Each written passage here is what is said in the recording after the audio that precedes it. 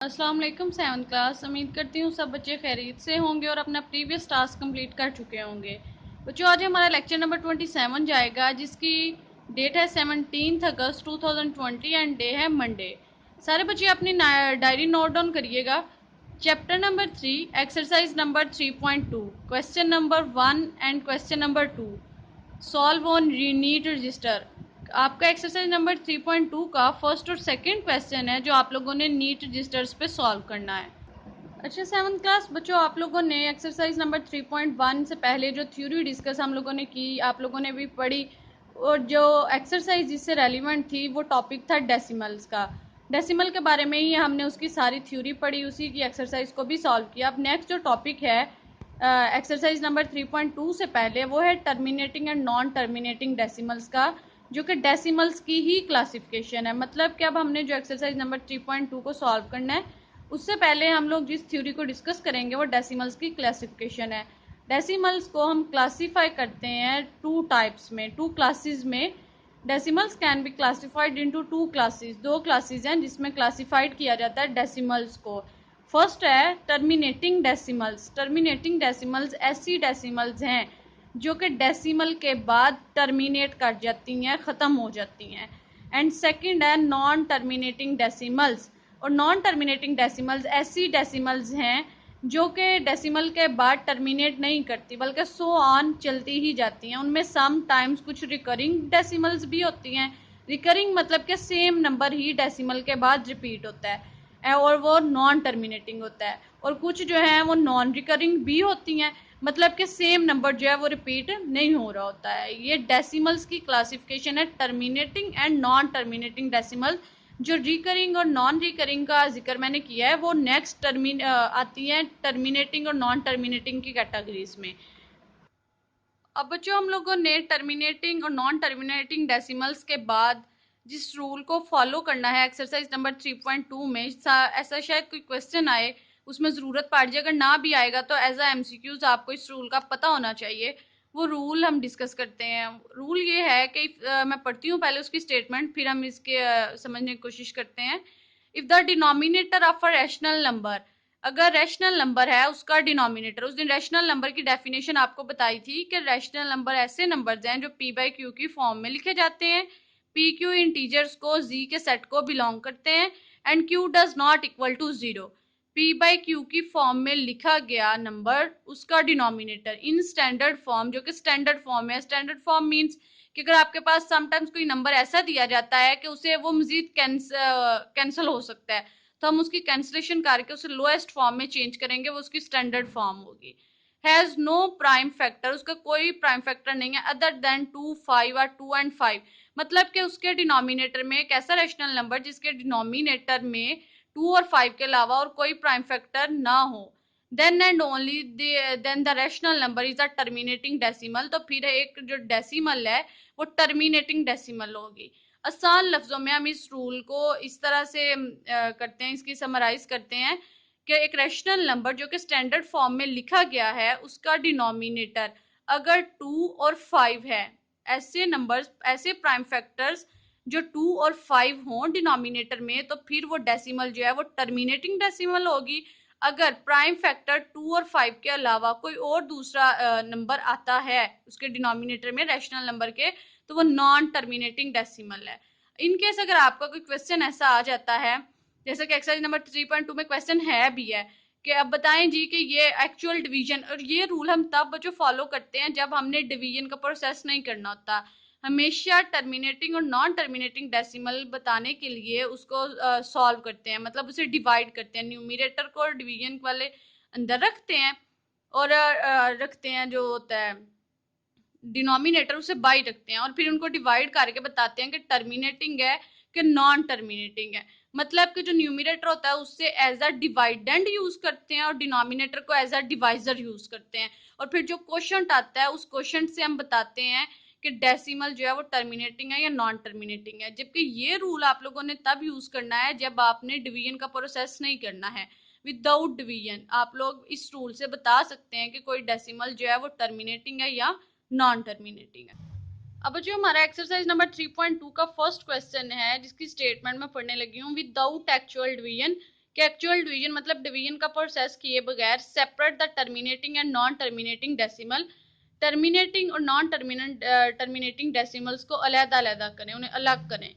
इसका first part है 13/8। अब स्टेटमेंट पे उसने हमें रिस्ट्रिक्ट किया हुआ है कि without actual division, actual division किए बगैर, जो अभी मैंने रूल में जिक्र किया था। इसका जब हम सोल्यूशन करेंगे तो हम उसी रूल को ही फॉलो करेंगे अगर हमने डिवीजन का प्रोसेस नहीं करना। और वो रूल क्या था कि अगर डिनोमिनेटर जो है उसमें अगर 2 और 5 प्राइम फैक्टर्स हैं तो वो जो है वो टर्मिनेटिंग डेसिमल है, अदरवाइज वो नॉन टर्मिनेटिंग होगी। अब जाहिर है एकदम अगर आप लोग देख के मुझे ये कह देते हैं या कोई भी आपसे पूछता है कि 13/8 जो है वो टर्मिनेटिंग है या नॉन टर्मिनेटिंग है, आप लोग सडन ये कह देते हैं कि ये नॉन टर्मिनेटिंग है क्योंकि आपको जो डिनोमिनेटर में 8 नजर आ रहा है तो ये गलत है। ऐसे प्राइम फैक्टर्स अगर हम बात करें 2 और 5 की हमने बात की थी, तो 8 को अगर हम देखें तो 8 जो है वो 2 के क्यूब में लिखा जाता है। 2 का क्यूब लें तो वो 8 आ जाता है। मतलब अगर 8 को हम ब्रेक करते हैं फैक्टर्स में तो ये प्राइम फैक्टर्स 2 में लिखा जाता है। 2 मल्टीप्लाई 2 मल्टीप्लाई 2, मतलब अगर 2 जो है वो 3 टाइम्स मल्टीप्लाई हो तो किसके इक्वल होता है? 8 के। दूसरे अल्फाज में हम ये कह सकते हैं कि 2 की पावर 3 जो है वो 8 के इक्वल होती है। इसीलिए हम अपनी सोल्यूशन में लिखेंगे 13/8 इज अ टर्मिनेटिंग डेसिमल। ये एक टर्मिनेटिंग डेसिमल है because it's denominator has prime factors 2 multiply 2 multiply 2 equal 8। ये इस वजह से टर्मिनेटिंग डेसिमल है क्योंकि इसका डिनोमिनेटर जो है वो प्राइम फैक्टर्स रखता है 2 वाले।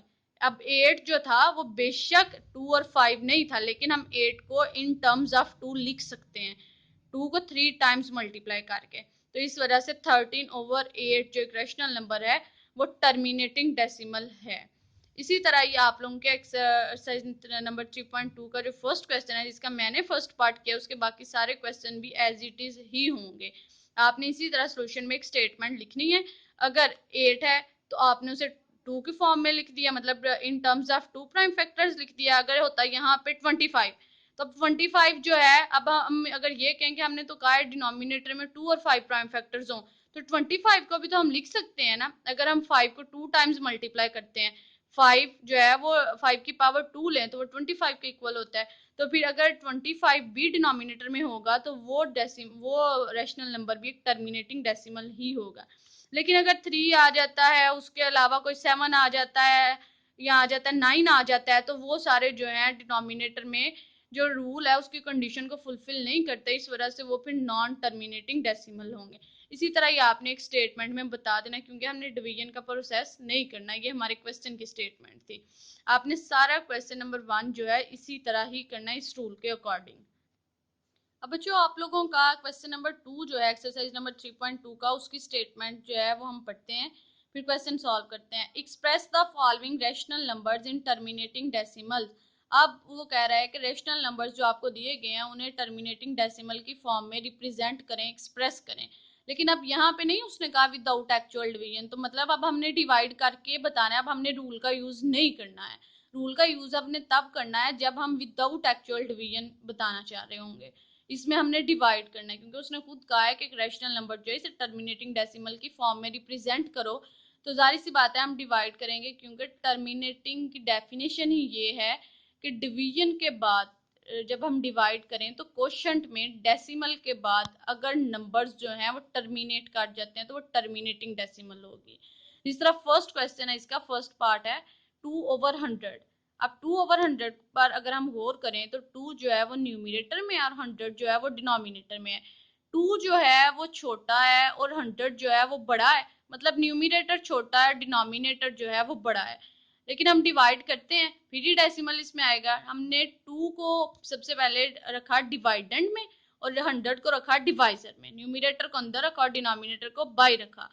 पहले हमने यही करना है, बाद में जो आपको 2 जीरोस लगे नजर आ रहे हैं 2 के साथ वो हमने बाद में लगाए हैं। जब हमारे पास न्यूमिनेटर छोटा हो और डिनोमिनेटर बड़ा हो तब हम क्या करते हैं, ऊपर डेसिमल लगाते हैं, डेसिमल लगा के नीचे एक जीरो बढ़ा देते हैं डिवाइडेंड में। वैसे ही मैंने किया, ऊपर डेसिमल का यूज किया कोशंट में और नीचे एक जीरो बढ़ा दिया तो 2 के साथ जीरो लग गया, वो 20 बन गया। लेकिन ऐसा करने के बाद हम अपना क्वेश्चन जो है कंटिन्यू करते हैं, सॉल्व करना शुरू कर देते हैं। लेकिन इस केस में या समटाइम्स अगर ऐसा केस आ जाए कि एक दफा डेसिमल लगा के जीरो बढ़ाने के बाद डिवाइडेंड में फिर भी अंदर वाला डिवाइडेंड जो है वो डिवाइजर से छोटा रहे, तो फिर हम सेकंड वाला जीरो भी ऐड कर सकते हैं, दूसरे वाला भी जीरो लगाते हैं, लेकिन उसके लिए कंडीशन ये है कि फिर जो ऊपर आपने डेसिमल लगाया है पहले, उसके साथ ऊपर भी एक जीरो लगाना पड़ेगा। मतलब एक जीरो जो है वो क्वोशंट में ऐड करना पड़ेगा और एक जीरो जो है वो डिवाइडेंड में ऐड करना पड़ेगा।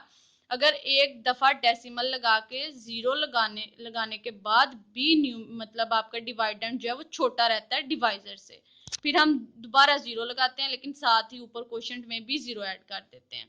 अब हमारा डिवाइडेंड क्या बन गया 200 और हमारा डिवाइजर क्या है 100।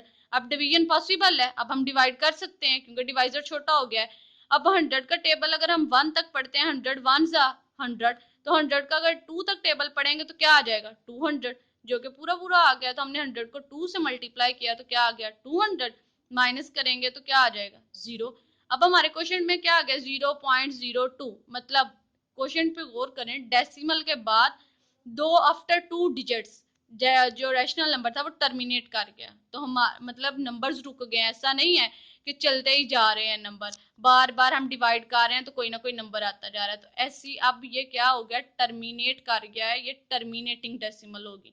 तो फिर नीचे हम लिख देंगे थस 2/100 जो है वो किसके इक्वल आया, मतलब उसका आंसर किसके इक्वल आया 0.02, which is the terminating decimal. तो ये क्या है टर्मिनेटिंग डेसिमल है। अगर ऐसा होता कि ये टर्मिनेट ना करता 2 3 1 4 5, मतलब कोई ना कोई नंबर आते रहते, तो आफ्टर 3 4 डिजिट्स हम लोगों ने सो ऑन करके इसे छोड़ देना था। अब आप लोगों के बच्चों जो क्वेश्चन है क्वेश्चन नंबर 2, उसमें ऐसा नहीं होगा। उसकी वजह यह है कि जो उसने स्टेटमेंट ही हमें क्वेश्चन की कही हुई है वो ये है कि express the following rational number in terminating decimal, कि इन रैशनल नंबर्स को टर्मिनेटिंग डेसिमल में कन्वर्ट करो। उसने ये तो नहीं ना कहा कि वेरीफाई करें आप कि कौन सा टर्मिनेटिंग है कौन सा नॉन टर्मिनेटिंग है। तो फिर डेफिनेटली इस क्वेश्चन के जो जितने भी पार्ट्स हैं वो सारे टर्मिनेटिंग डेसिमल्स में ही कन्वर्ट होंगे जितने रैशनल नंबर दिए गए हैं।